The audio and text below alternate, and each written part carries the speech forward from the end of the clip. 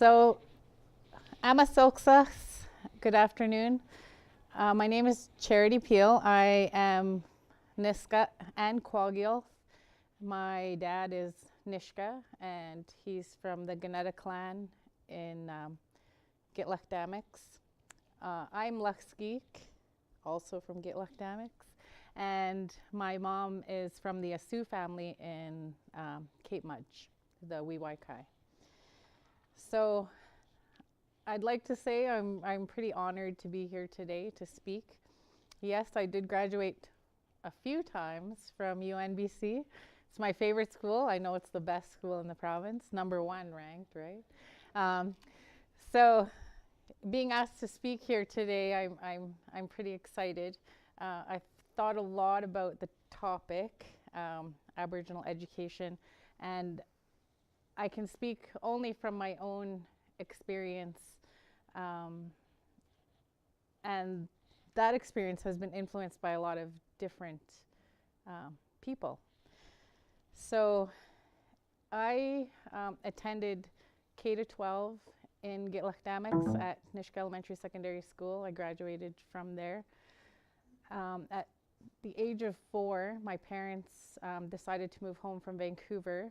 My dad was teaching at the school, so we moved home, and I think that was my earliest educational experience, because I was left with my grandparents at the time from 3.5-ish to 4.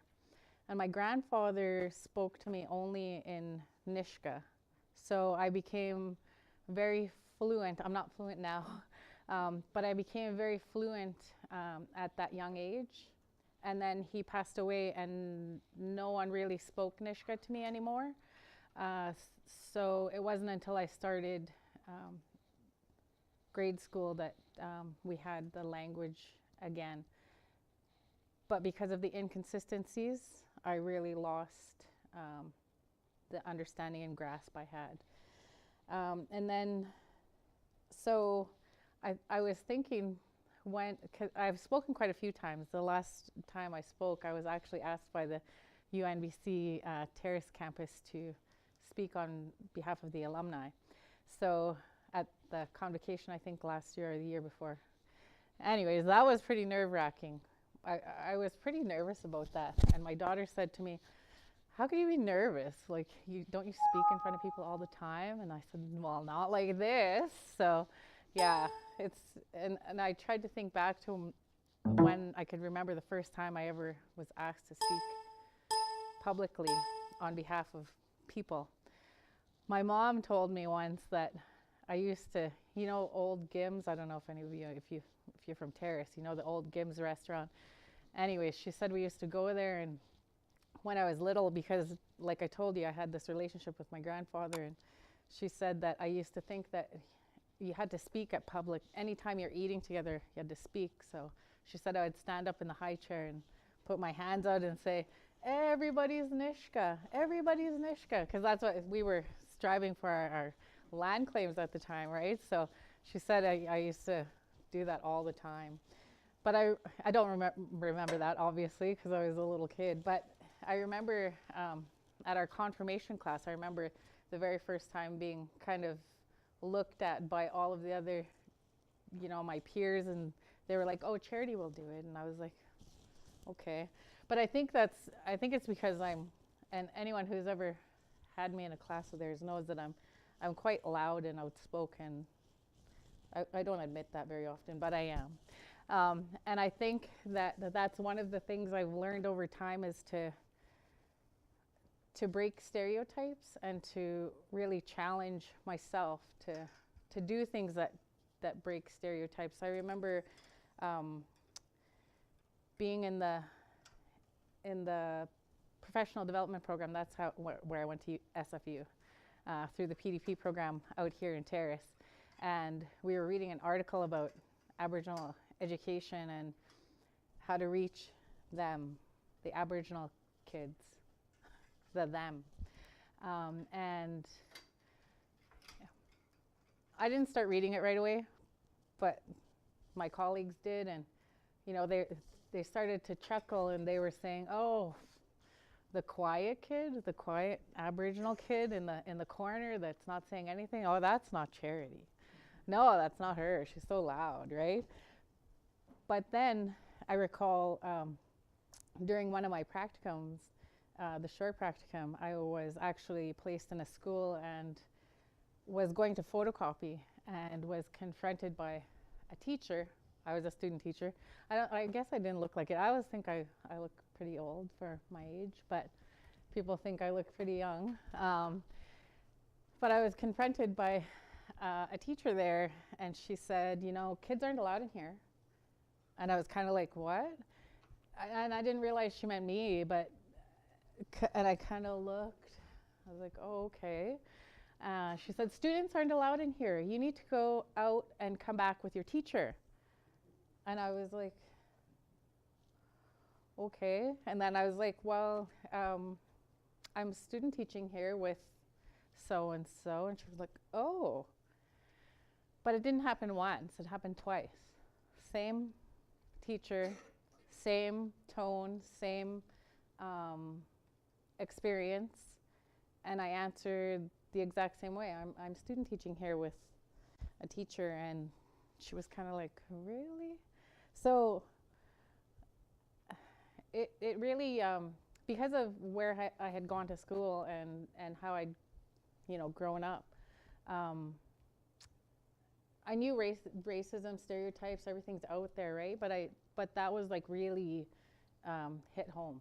And so I knew that kind of working harder so that our kids are able to see us in a positive way and as role models, and being there really was important to me and is one of the reasons I became a teacher, obviously. I watched a program recently about Indigenous actors and how Indigenous women are not cast in lead roles, and if they are cast, they're written specifically apart as an Indigenous woman. So it made me think about the romanticization that is kind of still there. Like, this is how they learn. This is how these are the best strategies to teach them. So I struggle with that because it's the they. And we're not all like that. Like, if I think about me going to school, K to 12, I'm not sure in any way, shape, or form our teachers changed things so that we could do them. I'm pretty sure that they had high standards and just expected that we reach those high standards, which is kind of the way that I've always taught. Like, I have high expectations of all children, and I think even more so our own children, because I'm teaching our own children, right? Like, the majority of our students are Nishka or First Nations. So it's, I think, about the expectations that we have rather than the specific strategy for First Nation students. I do think there are some important things that need to be there for our students. I think that they need to be proud of who they are, where they come from, and having that identity will help them succeed. And I think that's the foundation that a lot of our students, especially I don't have much experience teaching out of my own territory or where there's a low population of First Nation students, but I do think that it's very important, especially for those who aren't connected or don't get a lot of time to be with their own people and learn their culture. I think it's very important for them to be able to have that background, that foundation, because the identity is what is so important. And I think that helps. The late Dr. Bert McKay used to tell teachers new and returning to our district that you have two jobs here. Your first is to allow our children to be proud of who they are, where they come from, and know who they are as Nisga'a children. And your second job is to give them an equal education to any other kid in this province. They can compete with anybody else. And that's the kind of environment that I grew up in, that the teachers just had that, like they were there just to teach and to foster us as children so that we were able to do that. And a lot of us obviously did. I recently changed roles in the district that I'm teaching in. I was a secondary teacher for quite a number of years, secondary humanities, and foods and anything else they could throw at me. I recently, and it was a struggle for me because, like I said, our students, our children need to see us, and we need to be visible to them in their schools.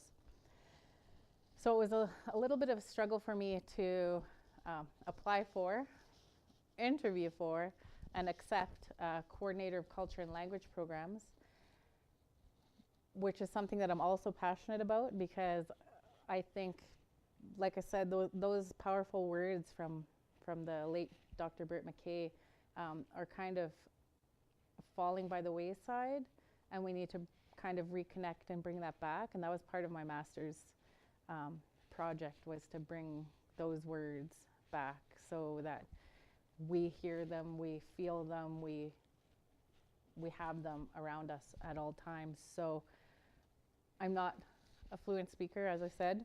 I do immerse myself in the culture and make sure that my own children, I have 4 sisters, we have, I think, 14 children between us, and make sure that we all take part and that they know, they're pretty confident in who they are, where they come from. They know who they are as Nisga'a. Mostly women, we mostly have girls. We have some boys. And one of my recent passions in the past 4 years, which is another reason why I was able to move from one area to another, is arts in education. I also had a not so great experience in grade 3 with art, a couple of times in grade 3.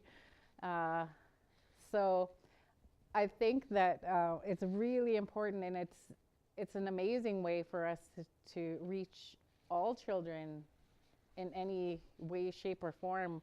The things that I'm learning about arts education is that all children should be allowed to be creative, and I think it goes back to identity and culture and who you are, and being able to express that and know that that's connected to your own, and you can make it your own. And I'm always afraid to create things. It takes me a really long time. I have lots of good ideas. I do a lot of shirts for our district. I try to Nisga'a-nize a lot of things so that our kids see things. When I first started in this role last April, my very first shirt, I've made a lot of shirts in the past, but my very first shirt was a red shirt, and it had Untitled Chapter in front, and it means I am brave. And that's important to me because we need to be brave in what we know, especially with the language, because a lot of us have a block because we don't want to be necessarily chastised or said, you said that wrong, or that's not right, or some other way of being told that's not right or that's wrong. So just being brave and using what we know and sharing that, and just kind of leading the way, showing our kids that it's okay to make mistakes, it's okay to try new things, to learn in a different way. And I went through all of the K-12, the university level language courses, and still I'm not anywhere near where I was when I was 4 years old. So it's really important to me that we do some good work with our language, because I think cultural-wise, we're pretty good. Like we have our practices and protocols and all the things that we do culture-wise. It's just the language that we need to get a little bit more focus on. So, do people have questions or? This morning on the National Observer, there was an article from the University of Vancouver on promoting that the government abandoned private school funding, and that instead we should be plowing that funding back into the public system. And I was curious, in your experience or knowledge, what kind of proportion of First Nations children or Muska children, from your perspective perhaps, attend private schools? If you know, I mean, it just occurred to me. Yeah, that's a good question. I wouldn't know. It would be very low, if any. That's what I was thinking. Yeah. It struck me as another reason why, perhaps in favor of their argument. It was Yeah. Patty Backus from the Vancouver School Board who wrote the article. Okay. Yeah, that's a good question. Charity, so good to see you. Thank you. Thank you for braving the ice. What I was seeing in my head when you were talking was how many folks are now gathering with the language and culture revitalization and gathering strength. I'd love to have one of those t-shirts, like how brave can we be to step into new territory with getting behind those efforts. So now that the new BC curriculum mandates First Peoples ways of knowing be included, as well as accurate content and fluent speakers and knowledge holders, etc. Do you think it's time for the university, whoever that is, it's all of us, right, the community here, to help sponsor, like the language authority groups are based on a particular language background, but like a regional revitalization group, finance might sponsor it or something like that, where it's specific. And what brought that up was when Margaret Anderson and Mildred Roberts and Vera, there were several fluent speakers that were not necessarily Simpson speakers who were with that class. And we all learned tons about how similar the languages are and also how different. So maybe seeding a regional group that gets together occasionally or even just shares work once a year, like as far as Winnipeg work or something. Oh, yeah. Just how's it going? Kind of supporting that bigger picture to combat what I keep seeing in media, which is almost like, oh, it's such a struggle. And so the white media, it makes it difficult for me to stay hopeful. Where in fact, when I'm in the schools or with folks related to the work like yourself, it's easy to be hopeful and to see how can we help. So is there a role for the university in helping with that bigger picture? And I think it's a little bit overwhelming. Like I'm a big thinker, like I'm thinking all the time and you know, what if I do this, what if I do that, and trying to slow things down so that I'm not overwhelming anybody else and trying to make things easy. So I try really hard, because I'm not elementary focused, I try really hard to get that thinking, you know, what's going to make it easy. So I do, you know, I see things on Pinterest. Thanks to the course I taught here, because they taught me about Pinterest. Anyways, I try to find little tiny things, and I, you know, there was these pencils. I saw a picture of pencils that said, you know, you're creative, you're so wise, and all this other stuff. So I said, okay, what's 6 simple phrases we could say to our children that say those same things? And so I gave every teacher a bundle of 6 pencils with the writing on there. I gave them a bundle of 6 little posters that they could stick up in their classroom. And I also made a PowerPoint just so that they could hear what does it sound like. So I think getting together and just sharing little ideas like that, and also, I think it's a little bit, and like, alluding to new teachers and programming, being involved with them and listening to, their ideas, like, oh, what about this, what about that? Because they have so many ideas, right? And they might think of something in a different way and give you a better idea or a more effective way to do something. So I think allowing that space and that time to gather and maybe just have those kinds of conversations would be best, I think. That would be helpful. The comment you made about the Aboriginal women in leading roles in the movies, I know what you mean. One of my favorite movies was Whale Rider. I don't know if anybody's familiar with the New Zealand story of a young girl who rides a whale through all sorts of trials and tribulations. But I remember an actor in that, one of the leading actors, a Maori male. And later on, well, after I saw that movie, I remember having seen him in other movies where he was the leading man, and he wasn't portrayed as a Maori male. He was portrayed as a normal man off the street. Now, do you know of any Aboriginal women that are also portrayed that way? That is not just the First Nations side of things, but as leading or secondary role? Well, that program was about, just made me think, right? Like I haven't seen, I don't know if anybody else has seen, but not that I'm aware of, and not that they had said on that program that there were. So they were just saying, we want to make this breakthrough. We're working really hard, right? So not typecast, but yeah. general. Yeah. Quite interesting to see a breakthrough. Mhm.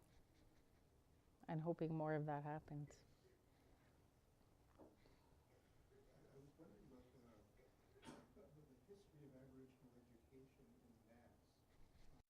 Common cons, my understanding that education was funded by the federal government, and now my understanding is it's funded through the province. So, what kind of differences have you seen over time with Aboriginal education, and particularly between the education that happens through the federal government as opposed to the provincial government? I probably can't speak to that particular change, but we are and always have been a publicly funded school, and so over time, we just celebrated 40 years in November, and the most notable difference that a lot of people commented on was the very first grad classes were 40, 50 students. Our last grad class was, I think, 10 or 12. And of that, probably less than half were dogwood. So that's a noticeable difference. Also, declining enrollment plays a part in that, and decreased staff. So all of the other things, like all the specialists, the decreases with the public funding, like that's hit us too. We're not immune to that. So I think we're just like any other public school. We're getting hit with all the cuts, and we're feeling it and seeing it. Our class sizes at the elementary level are getting a lot bigger, but our class sizes at the secondary level are decreasing. So I think that's maybe the most notable, is the size of classes. So what influence do you attribute that decrease? Of the graduation? Graduation. Well, there's a lot of movement. So families will leave because of housing, mostly, or employment. People are moving out and moving back, or there's just a lot of movement. More so out, I guess, because our grad classes have significantly decreased. When my daughter graduated in 2008, I'm pretty sure they had about 20, 25 graduates. And that just even since then, like, it has decreased drastically since then. So, yeah. From what I picked up from your talk, to me was that there's a certain time in our lives when the brain neurons are just hot to pick up language. And that was when you were about 3 or 3.5. And so it seems like, you know, there's certain times in life when we're more inclined to pick up different things. And yeah, that seems like just a prime target there to keep the Niska language going is that time of life. I'm not an educator, but I really picked that up from you. Yeah, and that would be my own experience with the traditional part, right? Like the traditional education, everyone was seen to have a gift, and it was up to the paternal aunts and uncles to figure out what that was and then help the child develop that over time, right? And so that, just knowing and experiencing that and knowing that that happened to me, I think that our Head Start nursery classes are doing some great work with our language. A lot of our kids are coming out and into K1, and they have a lot of experience with the language. So we know that the early learning is working and very influential for the language portion. And I think that they are doing some amazing work. Like I've done some assessments for our K1s, and there's a significant amount of knowledge with the language from the ones that are going to the Head Start nursery. Even just a year, they have like a good grasp on it. So we're trying to figure out how do we continue to do that in the K1 so that we're fostering the growth of the language. Yeah. But even, I got to say, like, the experience I've had right now, there was a meme challenge. You know what a meme is? It's supposed to be funny. So there's a meme challenge put out for mother languages. And so the hashtag, and I love hashtag, ask anybody, I love a good hashtag. So the hashtag was meme ML, so mother language. And I had a blast. I think I made 6 memes, and 2 of them were completely on my own, and and it's so much fun. But that taught me that it's really important that we're allowed to have that time to play with the language. I think it meant a lot to me, because there's certain things that I know and I pick up with the language, but that made it so much more meaningful and interesting, because I was trying to make it funny. The examples that I saw from other places, they weren't that funny when I read the translation, because it's got to match the picture and it's got to make sense. So yeah, that was a lot of fun. Making things current too, I think, is especially for us that have gone through some things, so we have that opportunity to maybe play with it again and see it in a different way. You also just referred to traditional education, and your poster talks about Aboriginal education has always been. So are there elements of traditional education that are practiced in the Nass school district today? And I think what I was referring to more was the identity and being that pride and instilling that identity. I think that part, traditional, knowing who you are, knowing where you come from, being able to articulate that, and being proud. I think that's one of the things that we've maintained over time. And if I do say so, my daughter's one of the proudest of where she comes from. She's an early childhood educator, and she's very proud. If you ever meet her, you'll know who she is, where she comes from. She thought she was going to break my heart one day, and she said, "You know, Mom, I know a lot of people," because I taught her age group from grade 6 to grade 12, and she said, "You know, Mom, you're not my favorite teacher.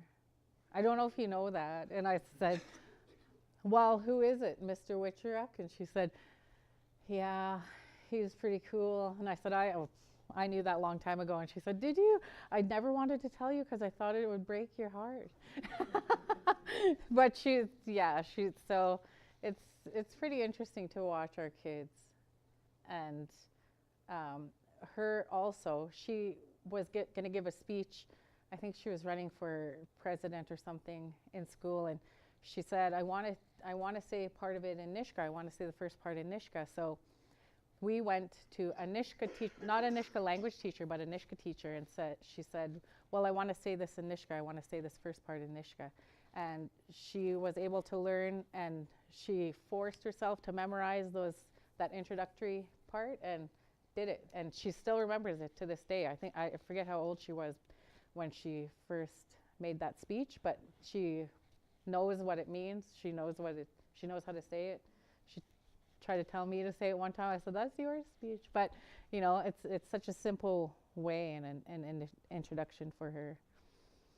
So Wade Davis has done much work on culture, the death of culture because they lose the language. And there's one of the wonderful things about a language is the unique ones.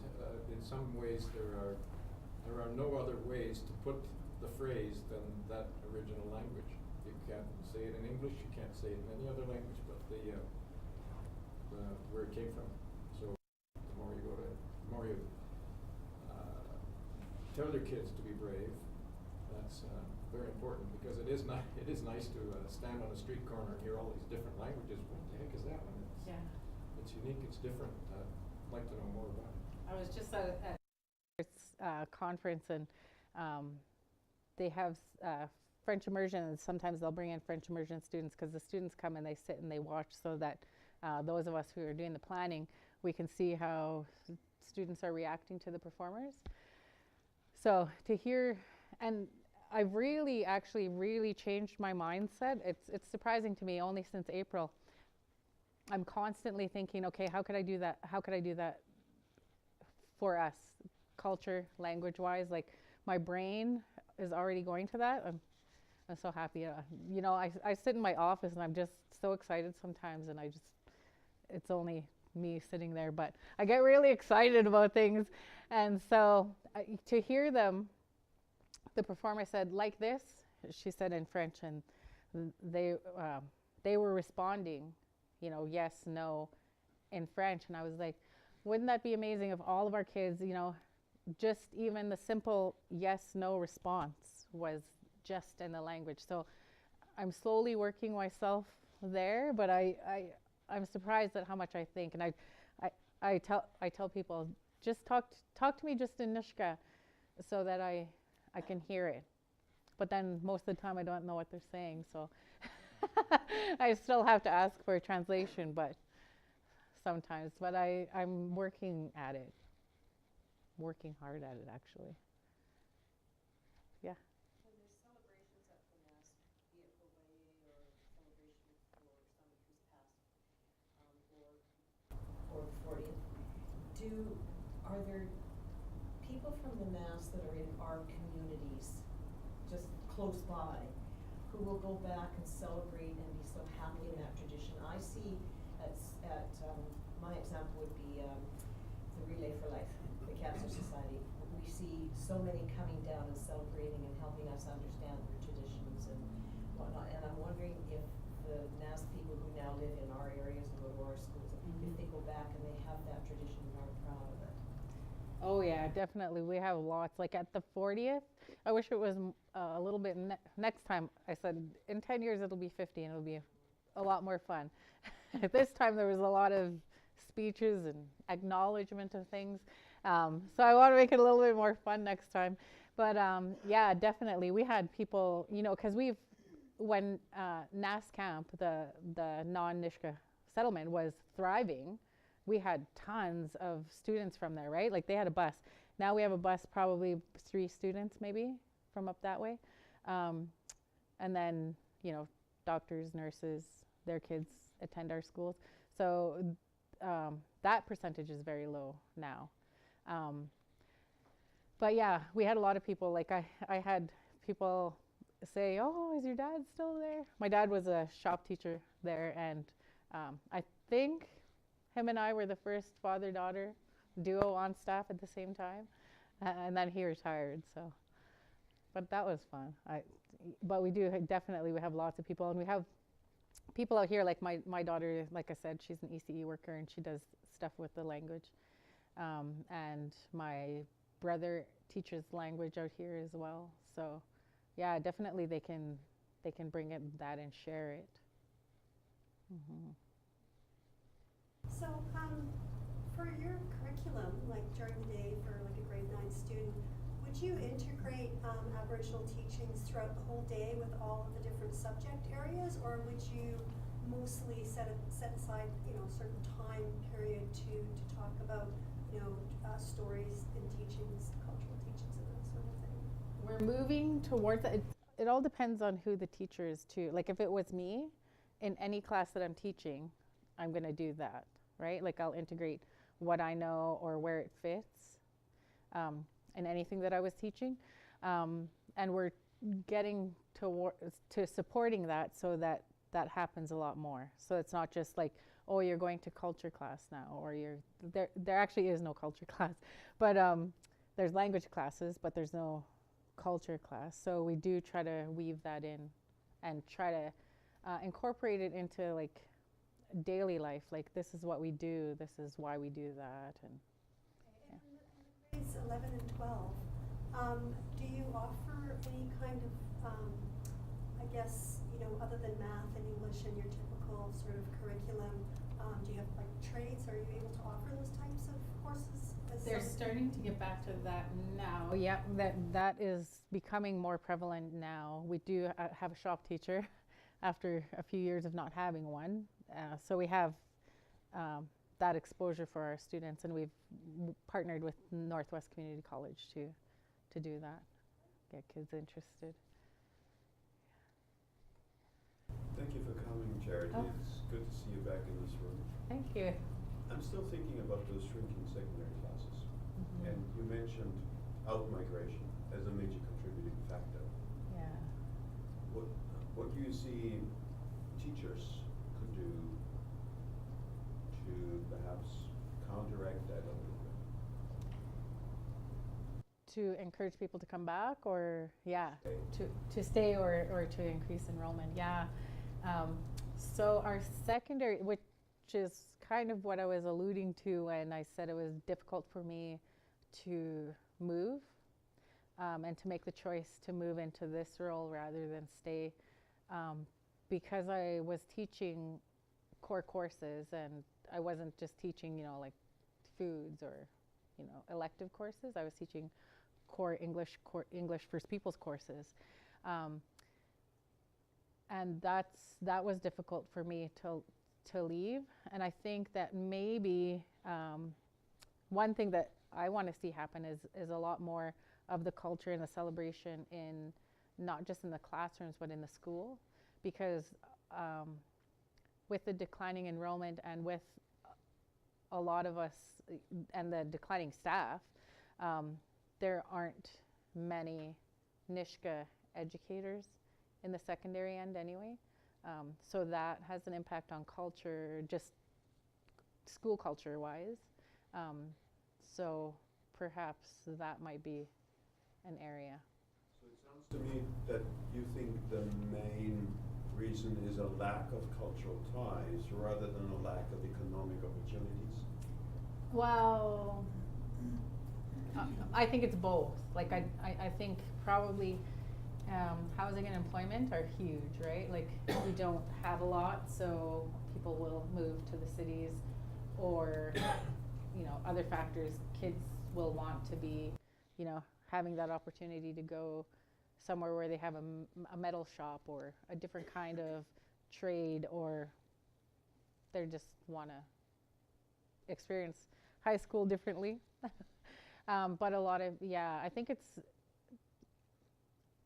and also we do have the stigma of that's the First Nations school. And so that, to combat that is a little bit bigger too. And which brings me back to high expectations, high standards.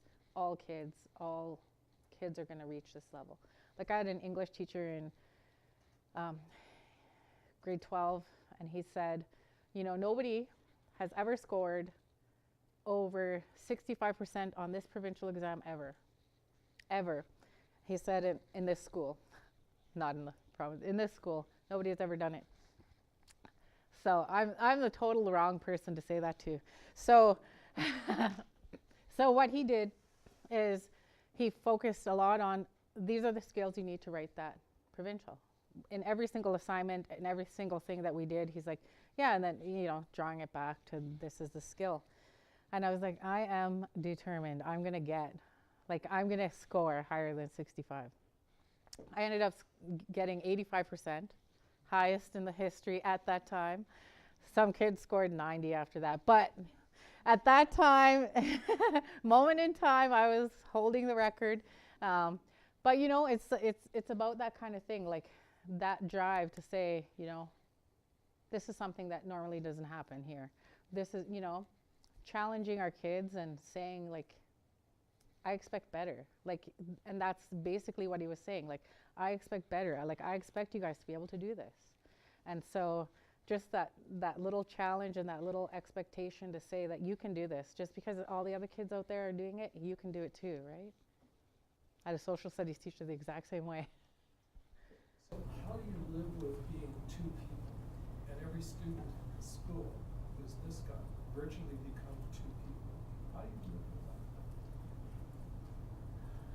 that? Not too easily, which is probably why I lay awake at night just thinking. It's constant thinking, right? And how do I make things better for kids? Because, like I said, and it's almost like 3 or 4, really, because I can't separate being Nishka from being a teacher. Like, it's just goes together. And I can't separate being a mom and an aunt and a Gigi now, because my grandchildren are also attending. And so how do I make things better for them, education-wise, culture-wise? Like, how do I lift them up? I have a grandson who attends elementary school out here, and he comes home and he tells me things, and I'm just like, I'm his biggest cheerleader. Like, I make the biggest deal out of everything. He tells me stuff about math, and I'm like, oh my gosh. And so being out here, he has a lot of experience with the regular classroom setting that probably our kids are way different than our kids up there, just because of the setting and the school culture and the cultural background. But he said one thing and I share my shirts with him. And the latest pink shirt we did I say we. But we did a saying that says, I got to remember it now, Dem hugichem flot nu, and it means we walk together. Because I don't like saying things in a negative way, so don't bully, but let's hold each other and hold each other up. So we walk together, and so I gave him his shirt, and I guess intuitively he knows that I've changed, because he calls the school my school, like your school. He's always known it as my school. And so he said to me, you know, I can speak different languages. He said, he's 8 years old. And I said, can you? And I said, I didn't know that. And he said, yeah, I can. He said, you know one of them? And I said, what? He said, you already know. You already know one of them. And I was like, no, I don't. He said, Nishka. I said, oh, you do? I said, oh, that makes me so happy. And he said, how could you not know? And he points at his shirt. So it made me really happy that, you know, like, to think, that made me think about him thinking differently too. Like, it wasn't something that we necessarily were made obvious to him, because he does live out here and we live up there. He spends a lot of time with us, but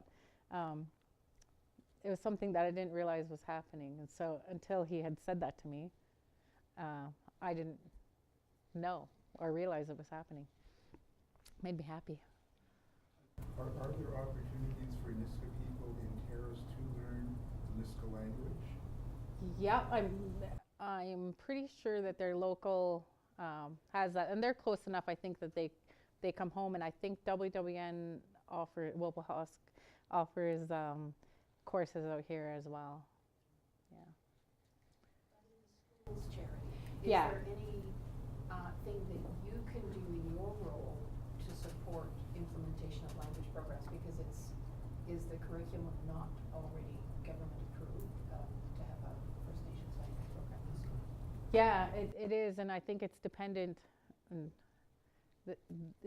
the area, dependent on who the person is and what their background is and what they're comfortable with asserting, because not necessarily everyone is like me and be like, well, I'm Nishka, so that reminds me of my daughter too. I'm Nishka, I'm gonna teach Nishka. I'm not gonna teach a different language because that's not my language and I'm not the authority to teach that, so.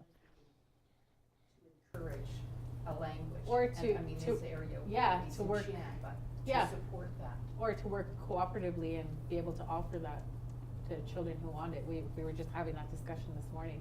How are we going to do that we've had the requests though too. Like how my child wants to learn Nishka, so how can we work together to make that happen?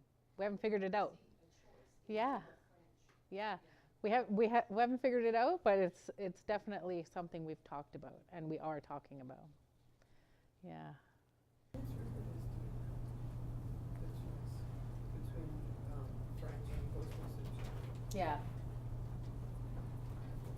Well, I just wanted to observe that I'm really fascinated by this, the power of linguistic and cultural affiliations and the various almost magnetisms that are exerted through that. I mean, we have, you were talking about actresses, and if you look at the American cultural entertainment industry, it's replete with Canadians who've fled Canada to go to the U.S. in order to enhance their careers, and yet they're not Americans, although they sort of become that way. Mm-hmm. And you can see it on a kind of compressed level here, with young people from the NAS perhaps, going to Vancouver because it's the big city, it's cosmopolitan, and it's got all these kinds of draws for them. Basketball.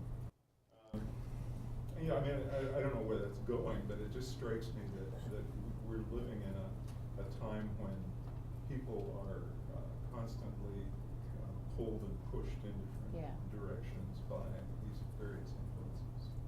Definitely. Definitely, it's a hard thing to And I guess I figure out. wanted to ask as well, I remember when the Nishka agreement was signed, and I saw a film of some of the Nishka elders who were involved in the negotiations and so on, going to Ottawa, singing "O Canada" in the House of Commons, and I thought, well, what do people who are here, like Nishka people, or Syrian refugees, or I'm a child of a first-generation immigrant from Europe, and so on. How do we identify ourselves? I mean, how would you identify yourself? Are you first Nishka and then Canadian, or are you Canadian with Nishka roots? Am I a semi-German hybrid, whatever, and Canadian, or these identifications seem almost irrelevant on one level, and at the same time they're very personal and intent. How would you describe yourself, and how would that approach, or how would that description influence your approach to your own career? Well, for me, it's a little bit, it's funny you'd ask, because normally when I introduce myself, I'm Nishka. I'm from Gitluk Damiks. I'll tell you the family that I'm from, the house that I'm from. And for a long time I struggled with, is that the right way to introduce myself? Because my mom was Kwagilth, is from the Wiiwaikai, and I a lot of the time don't necessarily explain that part, and I just say I'm Nishka. I think Nishka implies Canadian. I don't normally say I'm Nishka and Canadian, or I'm Nishka Canadian. I just am Nishka, and I think it is encompassed in that. But for me, it's a different struggle because two nations, and how do you explain that, I think, succinctly, because I like to be a little bit succinct and not have to go on and ramble on about where I'm from. So it's a little bit easier for me just to say I'm Nishka. So, yeah. But my parents made a conscious choice, which is what I always come back to. They made a conscious choice, and when my parents divorced, we all stayed with our dad, and we were still all there, and that's the culture we know. That's the language that we're connected to. Although we've made a few more attempts now in our adult lives, me and my younger sisters have to reconnect and to connect with that, so that we are a little bit more connected, because I think we need to honor that a little bit more than we have. If there are no more questions, would you please join me in thanking Sherry for leading our discussion today? And we'll have a token of our appreciation for coming on the snowy highway. Here are some UNBC mittens to take back. Thank you. Thanks again. Thank you. 2 weeks from now, we will have Deborah Stokes, who's in the room, speaking to us. So, please join us in 2 weeks.